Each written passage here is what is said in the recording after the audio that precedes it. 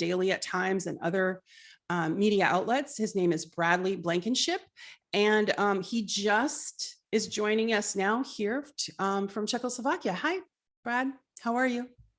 Hey, I'm doing all right. Good, good. Thanks for coming. So you sort of had what now people are calling a badge of honor. You got put on a Ukrainian blacklist by the Ukrainian government. So could you kind of explain to the audience what that even meant, and how did you wind up on that list with Tulsi Gabbard and Caleb Maupin and Rand Paul? What happened? What were you doing there in Czechoslovakia? All right. So it's kind of a funny story because, you know, like I didn't even know I was on the list. I guess it came out like sometime in the middle of July. And I was on Twitter and I had somebody quote a video of my band performing, and they said, "Hey, this guy's on Zelensky's blacklist." And I was like, "What the hell is this guy talking about? Zelensky's blacklist," you know? So I looked on Twitter, couldn't find anything. I Googled it, couldn't find anything. And I just looked up like Ukraine blacklist. Finally found a news article about it that they mentioned that like Glenn Greenwald was on it, John Mearsheimer, and who else? Jeffrey Sachs. And I was like, wow, these are three people to varying degrees, but for sure, John Mearsheimer and Jeffrey Sachs are two people that I respect tremendously. And I thought, okay, so they're on a Ukrainian blacklist. And sure enough, I looked there, and right under Glenn Greenwald is myself. I guess there's like about 70. My girlfriend told me there's like 74 people on there, including me. And I had some troll on Twitter said like, "Oh, you know, the biggest notoriety that you're ever going to have in your life, and you think you're so proud of this." I was like, "No, I fucking hope not. Like, I'm only 26 years old, you know, like." Yeah. Geez, I hope I do something with my life besides this. But yeah, I guess it is kind of a badge of honor. So what was I doing to get on there? Yep. Okay, so I think it had to be a number of different things, because my column at RT doesn't say that I live in the Czech Republic anymore because of an incident that I had there. I actually, right when the conflict in Ukraine broke out, like at least the stage of Russia being involved there directly, I had people come to my house actually. And so after that, I asked them, please, can you take away the fact that I live in Prague on my column? And so they did that. I still have it on my contributions to Chinese media because I assumed that these people were coming to my house because of some connection to Russia or something, right? So I told RT that.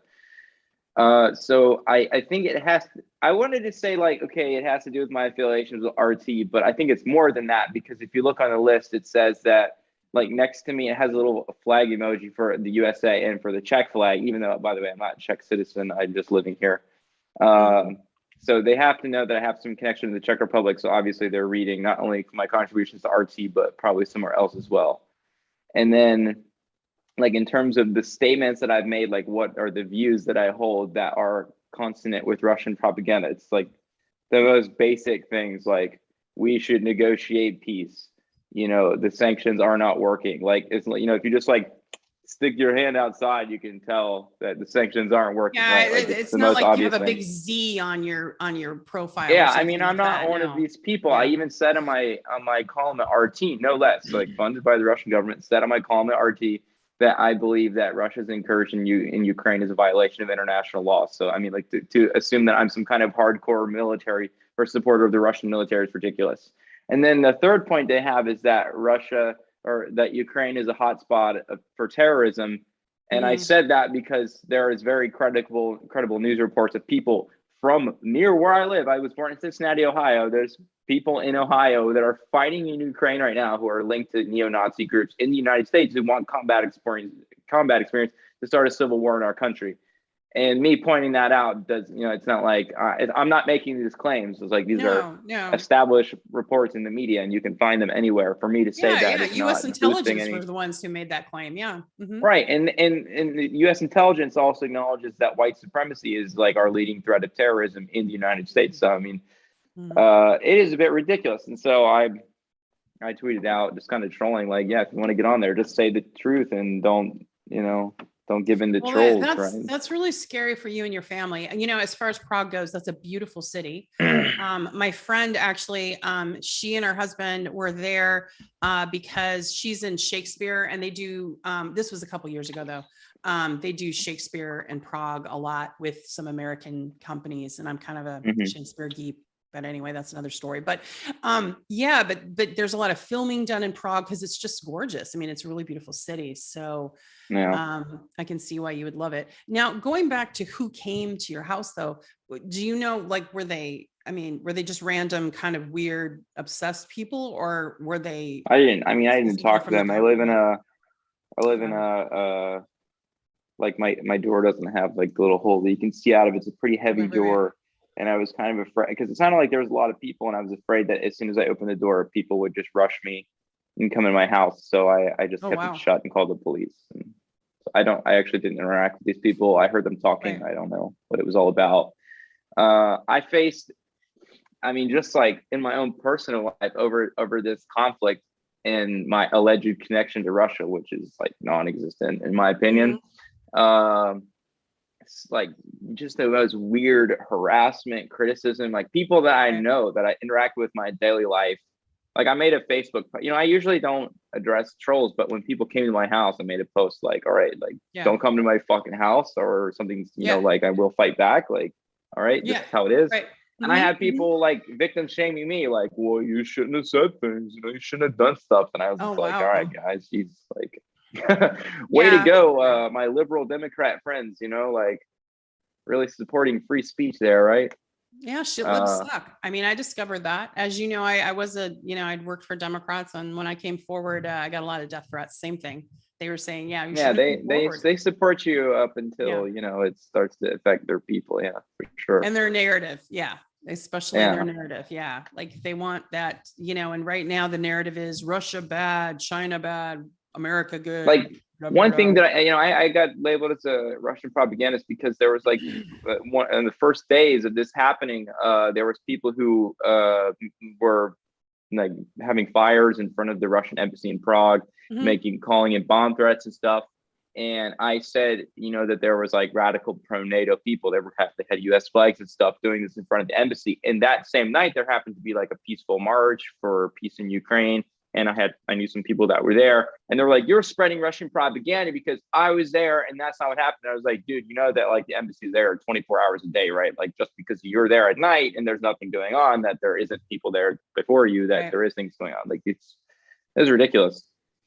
Yeah, I've had, I don't know if you followed my show, but yeah, I've had a couple of journalists on that are facing severe threats, like Ava Bartlett, Alina.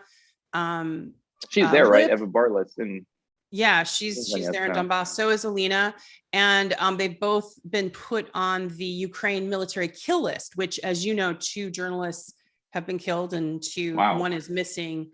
And their governments, like Ava holds a Canadian and an American passport, Alina, a German, and their governments have not helped them. And in fact, the day it was released that she was on the kill list, they basically did a hit piece on her in NBC, called her a Russian propagandist, et cetera, et cetera.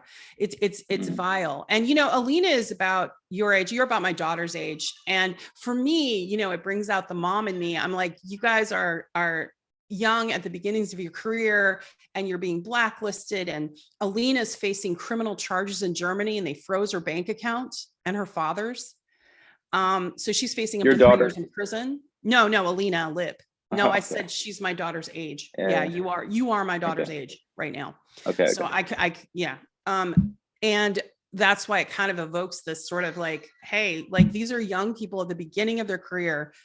You're freezing their bank accounts. You're threatening their lives. They're trying to do their jobs. I mean, I remember what I was doing at that age. I was just going to DC, as a matter of fact. And, I have to give you credit. You all are handling it with grace. And sorry, my cat's in the background being really loud. So Che, stop it. I have a cat named Che Guevara, and he's not governable. So anyway, yeah. So seeing you have to really fight to get your salaries, fight, you know, to not get demonetized, deplatformed, banned, censored, and even face jail. Is really, it's stunning. You know, this isn't actually the first time I have to deal with this though. Yeah. When I worked at Telesur like 5 years ago in Ecuador, and this was when Lenin Moreno first came into power, and we were dealing with oppression from his government. Then, of course, like it got much crazier after I left. But I remember like they had, you know, SWAT vehicles parked outside of our office, and like I was the editor on duty that time. I was like 21 or 22 or something, and people were like, "What the fuck?" Like, man, these cops here, and we had armed guards inside, and I'm like so young. I'm like, I have no idea what's going on. Just do your job, you know. I think everything's gonna be fine. But then I remember we had like one girl from Spain come, and immediately we couldn't pay her salary because of the U.S. sanctions. Because, you know, of course, Telesur is partially funded by the Venezuelan government. So because of the sanctions against Venezuela, we were all having trouble getting paid, and that was really scary. I mean, I moved back to the U.S. for a spell over that and kind of the fears of that. But like moving forward in my life, try not to let those fears get in the way of stuff. You know, like I think like for example, I'm about to apply again for my Czech residency next month, and I'm kind of thinking that it might get declined on some kind of national security ground, but like you know, I will fight that legally, or I will go somewhere else. Like everything will be fine. I mean, I'm not gonna let some bullshit bureaucracy keep me from doing what it is that I do. You know, I've kind of decided that I want to do this for my life, and that's what I'm doing. Yeah, I mean, and you're doing brave work. You're doing good work. We need balance, not just the Western lens, the narrative being shoved down our throats to, you know, propagate this proxy war that's being fought, you know, against Russia.